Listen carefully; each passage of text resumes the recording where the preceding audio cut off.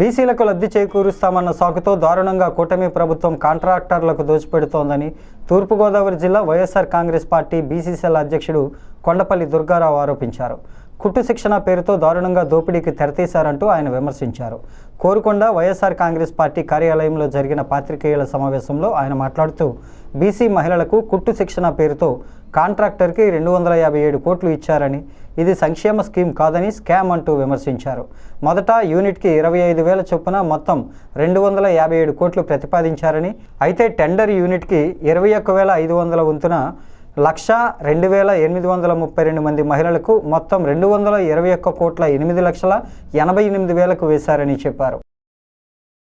బీసీలు మహిళల పేరిట ఈ కూటమి ప్రభుత్వం చేస్తున్నటువంటి దోపిడీ దౌర్జన్యం ఎంత దారుణంగా ఉందంటే, నిజంగా బీసీల పేరుతో 245 కోట్ల రూపాయలతో టెండర్ వేయడం జరిగింది.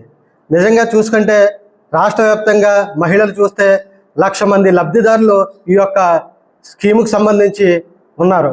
వీళ్ళు చూస్తే ఒక్కొక్క మనిషికి వచ్చి 3,000 రూపాయలు, ఎవరైతే కాంట్రాక్ట్ తీసుకున్నటువంటి వాళ్ళకి 3,000 రూపాయలు, ఒక్క మనిషికి 50 రోజులు ఏదైతే ట్రైనింగ్ కార్యక్రమం ఉందో దానికి ముట్ట చెప్పే కార్యక్రమం ఉంది. అదేవిధంగా ఒక్క మనిషికి మిషన్ కొనాలంటే 4,300 రూపాయలు, టోటల్ చూస్తే 7,300 రూపాయలు ఇంటూ 1,00,000 మంది చూస్తే ఇంచుమించు 73 కోట్లు, అంటే 245 కోట్ల నుంచి ప్రభుత్వం నుంచి కాంట్రాక్టర్ లబ్ధి పొందుతుంటే ఈ యొక్క లబ్ధిదారులకి అందేది ఎంత అంటే 73 కోట్ల రూపాయలు.